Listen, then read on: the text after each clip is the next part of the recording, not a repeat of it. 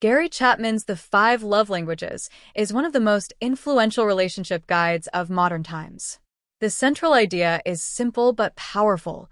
People express and receive love in different ways, and misunderstanding these differences often leads to frustration, disappointment, or a sense of emotional distance.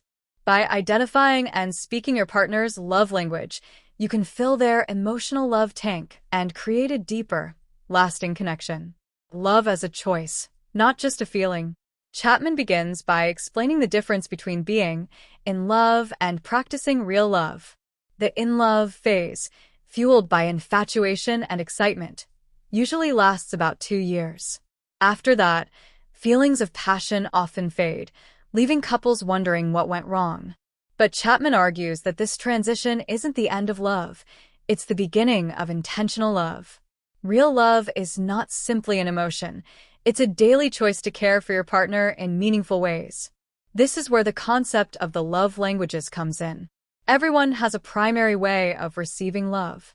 If partners fail to express love in each other's preferred language, they may feel unappreciated even if genuine love exists.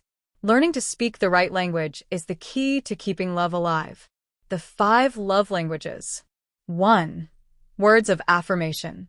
For some people, words matter most. Compliments, encouragement, and kind expressions make them feel valued. A simple, "You look beautiful today," or "I'm proud of how hard you're working" can mean more than any gift or action. Tone and sincerity are critical. Insults or harsh criticism can wound deeply. To love someone with this language, practice gratitude, verbal appreciation, and supportive communication daily. 2. Acts of service. For others, love is shown through helpful actions. Doing chores, running errands, or fixing something around the house communicates, "I care about you." These gestures must be done willingly, not out of obligation. Otherwise, they lose their meaning. If this is your partner's language, small daily acts, like cooking a meal or helping with laundry, are powerful demonstrations of affection. 3. Receiving gifts. This language isn't about materialism. Instead, gifts act as tangible symbols of love. A small token, like a flower, handwritten note, or a thoughtful keepsake, shows that you remembered and cared. The cost is irrelevant. What matters is the thoughtfulness behind the gesture. For people with this language, visible reminders of love carry emotional weight long after the moment has passed. 4. Quality time. Some individuals value undivided attention above all else. Quality time means being fully present, listening, engaging, and setting aside distractions. Activities don't have to be elaborate. Even simple walks, dinners, or shared hobbies can nurture intimacy. The key is focus and intentionality. If your partner's love language is quality time, put away the phone, maintain eye contact, and show genuine interest in their thoughts and feelings. 5. Physical touch.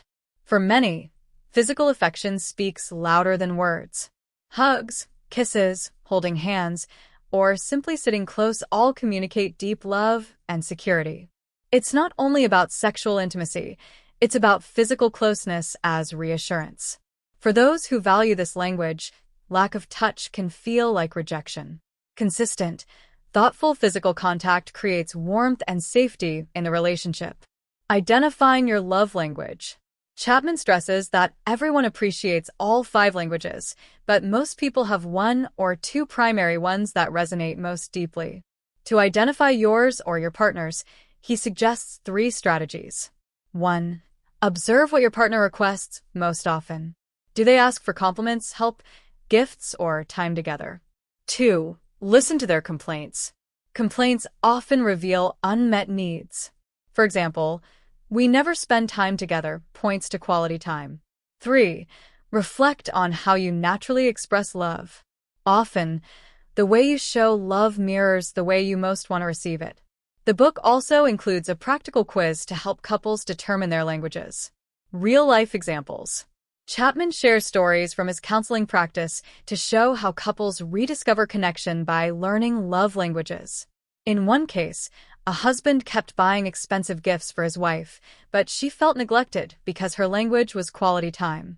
In another, a wife worked tirelessly around the house, but her husband felt unloved because his language was words of affirmation. These stories highlight that miscommunication, not lack of love, is often the root of relational struggles. Love as a daily choice. One of the book's strongest messages is that love is intentional. Speaking your partner's love language may feel unnatural at first, especially if it isn't your own. But love requires sacrifice, discipline, and the willingness to put your partner's needs first. Chapman reminds readers that filling a partner's love tank isn't manipulation, it's a gift. When both partners commit to this practice, emotional intimacy deepens, conflicts decrease, and forgiveness becomes easier. Even when one partner starts alone, consistent effort often inspires reciprocity over time. Overcoming challenges. Chapman addresses common questions. What if my partner doesn't reciprocate? Focus first on your own actions. Genuine love often softens hearts. What if the relationship has deep hurt? Healing requires forgiveness and consistent effort, sometimes with outside help. Do love languages apply outside marriage? Yes. They can improve relationships with children, friends, and even colleagues. The broader impact. While the book primarily addresses couples, Chapman emphasizes that the love languages framework is universal.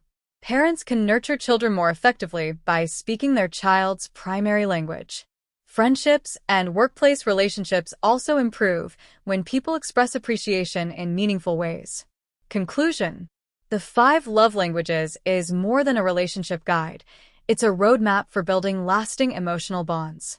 By learning to speak your partner's primary language, whether through affirming words, thoughtful acts, meaningful gifts, quality time, or physical touch, you can keep their love tank full and create a relationship that thrives long after the initial spark of romance fades. The central lesson is simple but profound.